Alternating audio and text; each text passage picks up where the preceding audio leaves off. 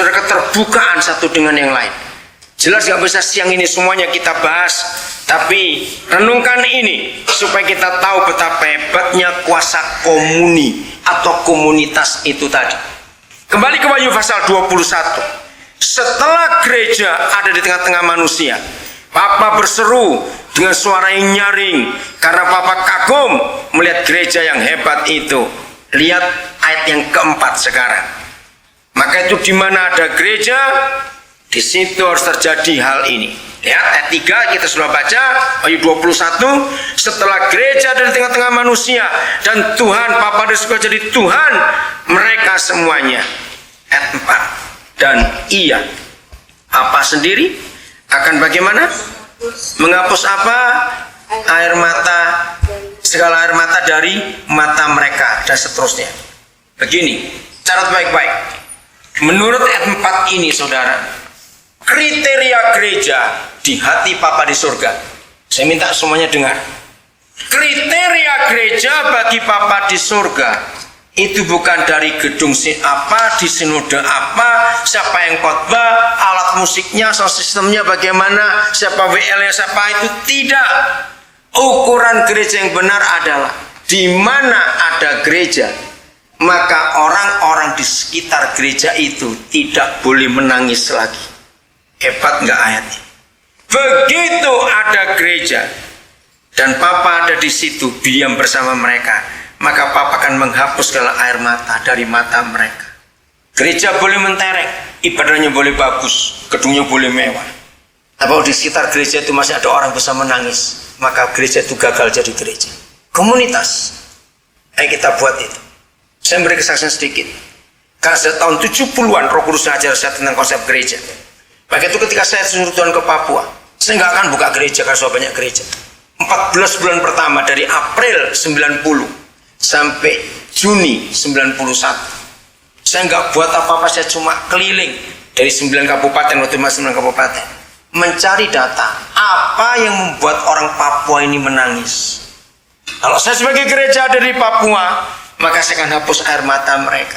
Setelah 14 bulan saya mencari data, jawabannya yang membuat orang Papua nangis, mereka tuh nggak punya sekolah yang baik, alamnya begitu kaya, tapi mereka miskin. Saya datang sebagai gereja untuk menghapus air mata mereka. Lalu kami buka sekolah sampai hari ini. Salah satu ini Pak Hari, dosennya dia sekarang ngambil S3 di UI. Bantu jadi dosen di sana, jadi berkat. Saudara, kehadiran GMP Community, ayo jadi jawaban buat kota ini, buat orang-orang di sekitar saudara.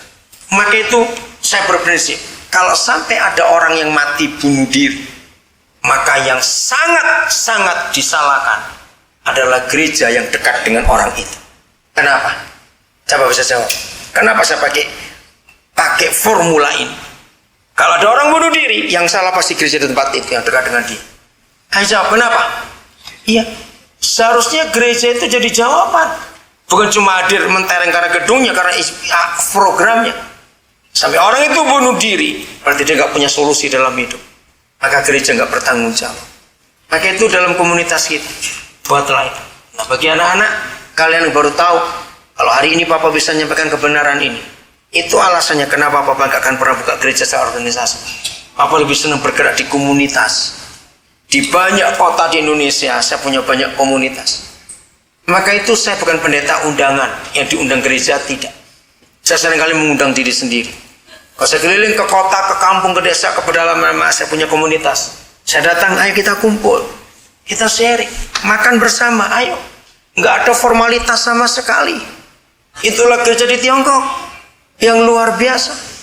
Bisa pergi bareng-bareng, makan sama-sama, tiduran sama-sama, ayo. Hidup kita bersama-sama. Dan itu yang dibuat oleh Tuhan Yesus. Saya berhenti dulu. Ada yang mau tanya? 2-3 orang cepat. Kalau ini aplikasinya kan masalah seperti ini gimana? Ya. Kelasnya. Pokoknya kalau kita mau kumpul langsung siap. Tuhan, ini aku mau jadi berkat untuk siapa dan berkatnya bagaimana. Nggak harus dibawa di sini. Kalau ada di rumah kita ngomong, oh aku ada di rumah, ayo kita ambil, kita bagikan. Pokoknya nggak boleh ada yang kekurangan. Semuanya saling membagi.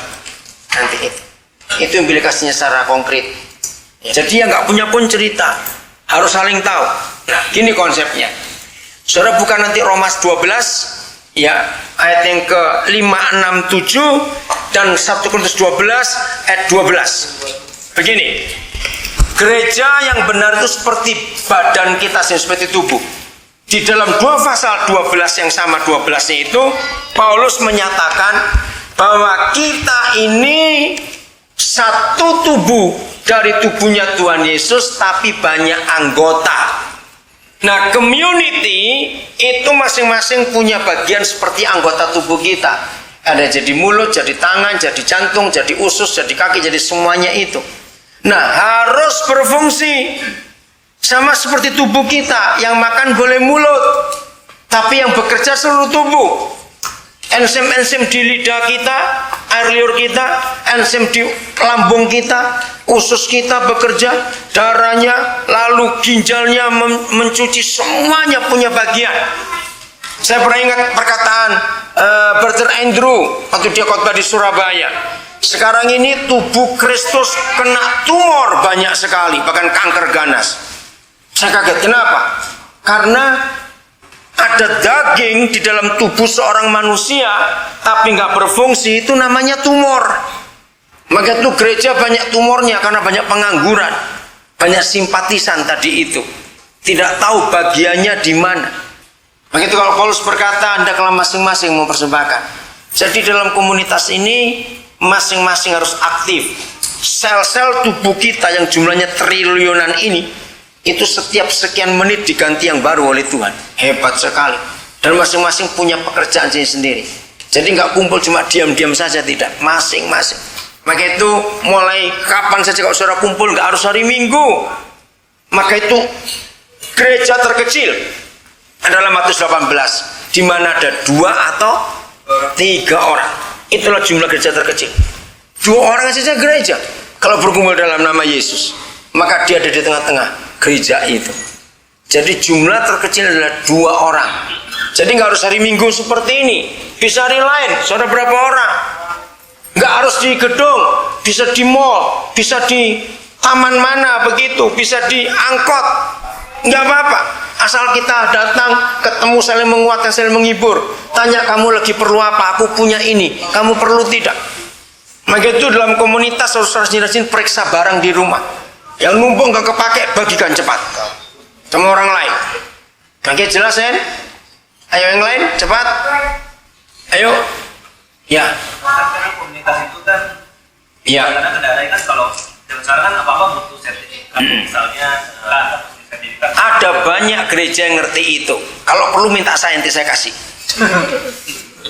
Jadi nggak perlu dalam menengok, enggak. Ya, yang perlu surat nikah, sobat bisa beritahu saya. Sama juga.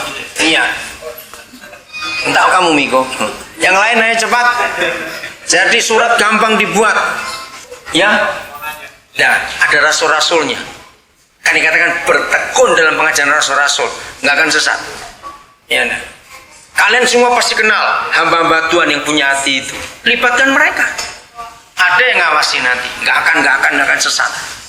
Semua kita yang rindu cari kebenaran di firman Tuhan nggak akan tersasar. Roh Kudus akan tunjukkan kebenaran itu. Baca buku gereja organik ya, cepat cari itu. Saudara akan terbelalak nanti melihatnya. Itim kok dan yang soal tadi yang katanya kan kalau itu jual hartanya terus bagi-bagi. Ya. Kalau itu mungkin zaman dulu, kan zaman dulu aja udah ada yang bohong kan, maksudnya yang anak saya Faira, iya. Apalagi sekarang misalkan ya kalau misalkan nggak perlu, ya sekarang apalagi sekarang banyak barang yang nggak perlu pun kita perluin kalau buat gaya atau buat apa, nah itu. Itu bertobat. Harus bertobat kalau begitu. Kita harus pakai apa yang kita bisa. Maaf ya, jangan kaget. Saya praktekkan itu sampai hari ini. Maka itu ayo kita praktekkan. Ya, saya praktekkan itu. Tanya anak-anak ini. Ada barang apa saya di rumah mau pakai, tidak apa-apa. Nah, jadi hidup dalam kemurahan hati Tuhan. Itu arti pasal yang keempat, kisah para rasul itu. Siapa yang punya mobil nggak dipakai-pakai untuk pajangan? Ayo. Kalau mau pinjamkan atau kasih yang perlu, serius itu. Belajar, jangan pelit dalam hidup ini. Seperti anggota tubuh kita, masing-masing punya bagian sendiri.